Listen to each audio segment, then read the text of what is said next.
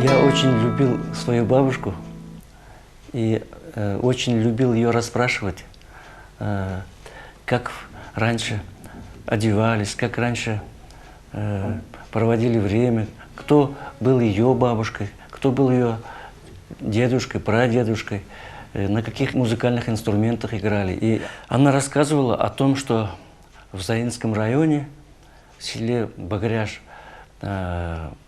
очень замечательные музыканты такие играли на гуслях, которые называются гусля, думбра, кубыз, это скрипка. И вот эти рассказы, они, интерес такой у меня неподдельный был. Я как-то полюбил вот старину. Для меня, как некоторые бороздят космические просторы, там о будущем думают, а меня привлекала вот древность, привлекала вот эта романтика. Bu tubakda bizning Anpis Tatayni bilmagan kishi yo'qdir. Ilk zamonlardan beri to'ylarda, chaqirilgan bayramlarda Anpis Tatay bizning bu tirada traditsiyalarni saqlovchi, shunday bizning bek 81 yaşta deb qo'yamiz. 81 yaş to'ldi 27-yilgi. Федорова Анфиса Николаевна. Федорова Анфиса Николаевна. Biz kirashinlar. Tatarga kirashin kelgan qatın bo'laman men. Tatar табылып битмәбез инде Иван Грузиями шунда.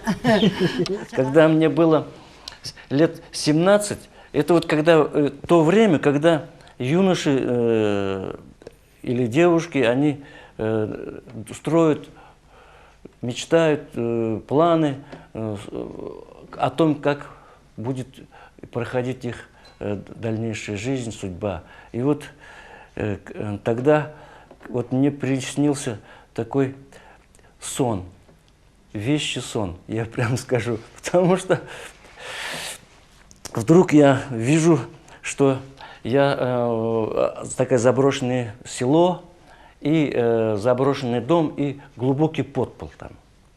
И я в этом подполе вдруг нахожу огромное количество разных музыкальных инструментов.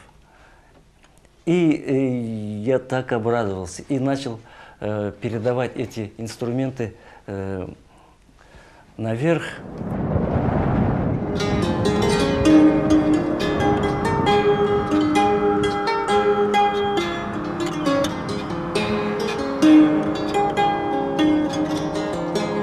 Очень много было разных встреч с народными музыкантами. И этим, конечно, я счастлив. Вот бывает, что люди занимаются какой-то работой от того, что им платят деньги. Ну, вот как раз в моем случае я делаю эту работу не из-за денег.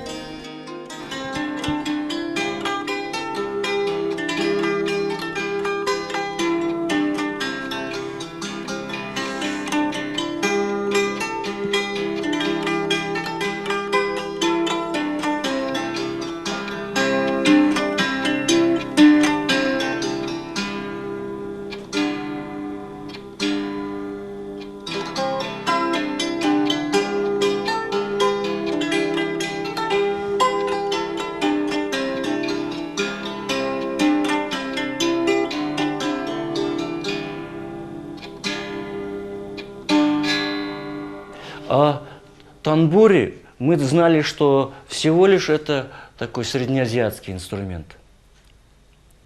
И вдруг татарские поэты конца 18-го, начала 19-го описывают этот инструмент. Пишет и Шихабуддин Марджани в своей книге «Мустафа даль-Ахбар фи ахвали Казан ва Булгар». Он пишет, что Джахфар Ишан ас-Сафари играл на танбуре. Играл сам на танбуре, его духовные ученики мюриды тоже играли на этих инструментах. И тогда я начал сопоставлять, что же это такое танбур и какой он имел вид. И выяснилось, что было в истории два вида танбура. Один багдадский танбур, другой хорасанский, или по-другому тюркский танбур. И изучая миниатюры среднеазиатские, я, конечно же, понял, что инструмент, на котором играли у нас наши суфии, дервиши, это был танбур хорасанский. И тогда я, в общем-то, засучив рукава, выдолбил и корпус, сделал так, как это было в миниатюрах. И инструмент заиграл, и такой сочный, глубокий звук у этого инструмента. И мне, конечно, я понял, что я попал в точку. Другого не могло быть, потому что татарские баиты, мунаджаты звучат на них прекрасно. Вот.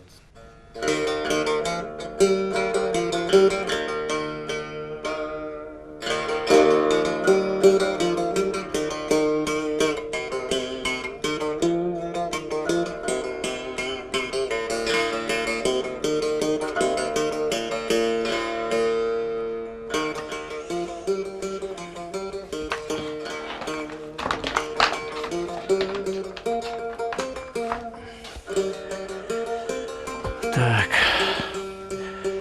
тушь мое обычное рабочее место, когда есть время, когда есть желание, я вот здесь вот храню свои эти инструменты.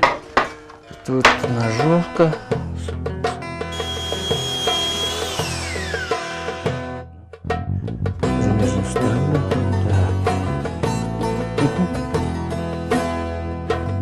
Да, бывает чуть-чуть просто резче. Вот сейчас тоже. Это вот у меня будет инструмент, который называется думбра. Думбра это один из самых древних инструментов. И я ее делаю с удовольствием. Она очень хорошо звучит в исполнении старинных народных песен.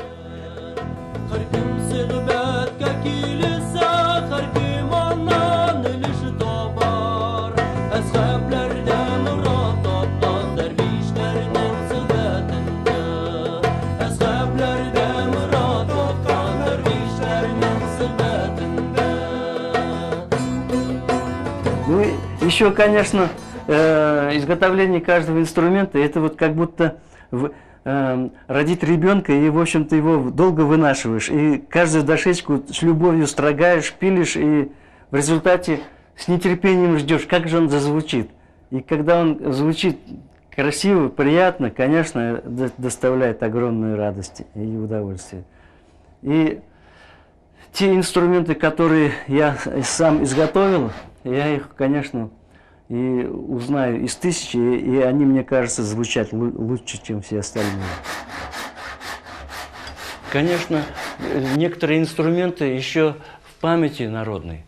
И вот мне приходилось встречаться с народными музыкантами, которые играют на скрипках, но называют эту скрипку кубызом. И помнят, как их изготавливали, как их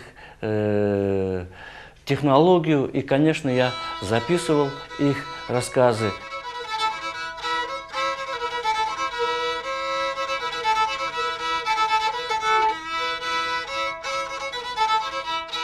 Самые яркие, наверное, моменты, когда я вот все-таки езжу по селам, встречаюсь с людьми, и в народе сохраняется очень много ценного, интересного, и действительно народная память – это изумительный источник.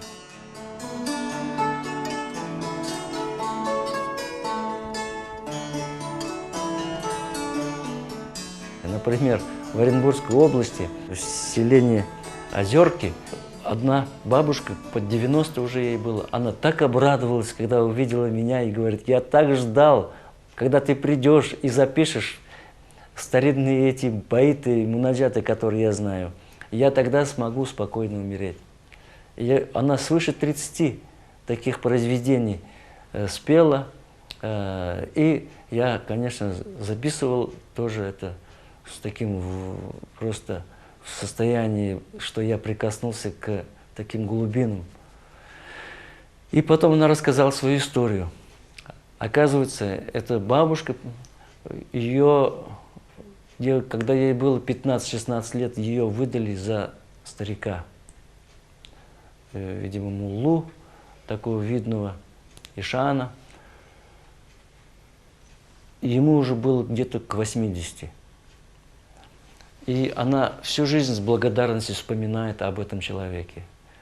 Почему? Потому что он научил ее очень много именно произведений вот такой вот классической поэзии, связанной с именно традициями суфизма. Она сохранила эти песни до сих пор. И вот я высчитывал, получается, она пела песни, которые когда-то популярны были вот лет 200-250 лет тому назад.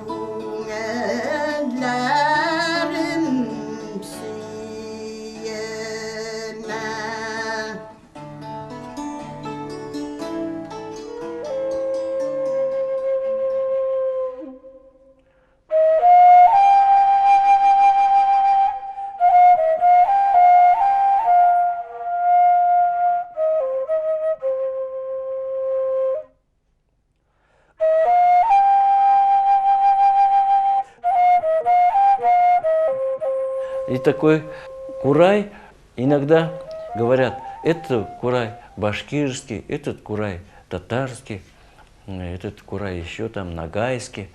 Я с этим совершенно не согласен. Кураи растут в лесу, и какой бы национальностью ни был человек, он приходит ее, срезает и начинает играть.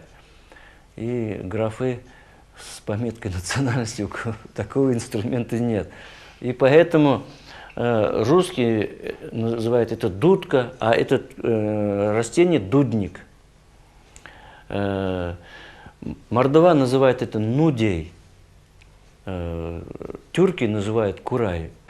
Все-таки, когда я долго изучал, присматривался к своим инструментам, я понял, что они практически имеются у всех соседних народов. И вдруг я понял, что я ничего нового не открыл. То, что там казалось очень глубоко запрятанным, и уже мне сначала казалось, что это невозможно вернуть обратно.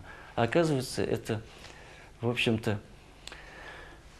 совсем рядом, и ничего тут такого нового нет. Просто действительно человеческая память очень короткая. И когда вот начинаешь вот эти ниточки ощущать, и потихонечку эти ниточки вытягиваются, и получается такая целостная картина, что в каждый период истории, конечно, были у всех народов очень близкие и похожие инструменты. Просто на сегодняшний день кто-то их утерял, кто-то где-то сохранил. Некоторые думают, раз это национальный инструмент, то значит, эта нация должна его придумать. Ничего подобного. Это национальный инструмент, понятие только относительное. Просто эти инструменты в этот период были и использовались этим народом.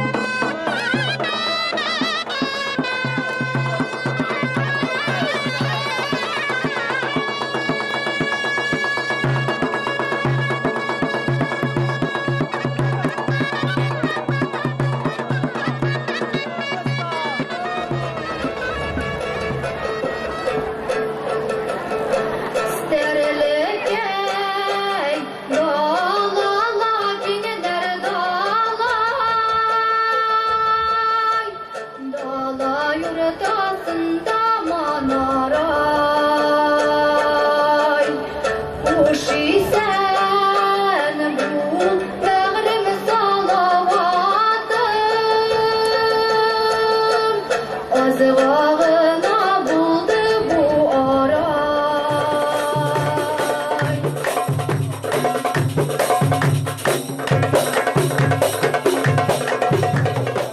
Также, например, мы считали, что не сохранилось у татар, не было вообще ударных инструментов.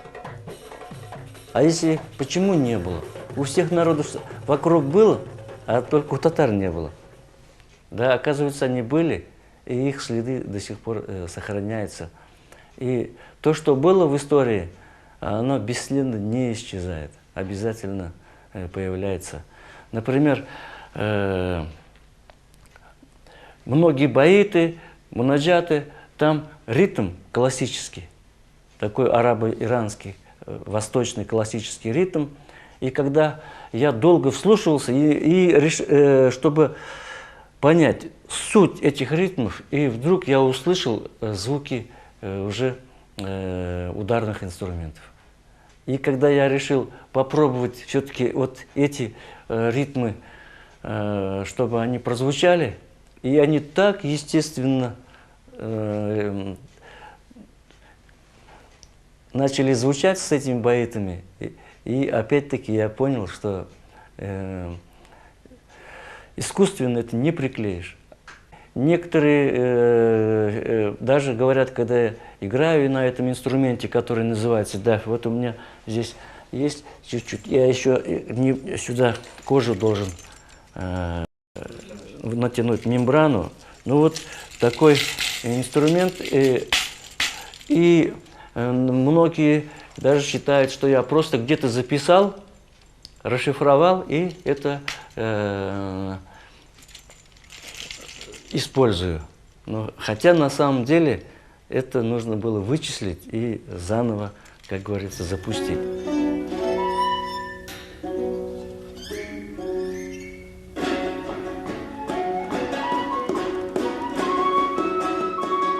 У нас богатство, конечно, в этнических группах. Это и астраханские татары, это и татары Приуралья, это и мишари, это и нагайбаки, это и кряшины, ну, это и сибирские татары. Это, конечно, уникальные песни, уникальная поэзия, уникальные инструменты.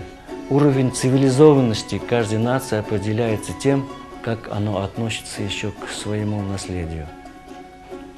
И нам нужно еще очень много сделать, чтобы сказали, да, татары цивилизованный народ. Они к своему наследию относятся очень бережно. Мы имеем то, чего заслуживаем.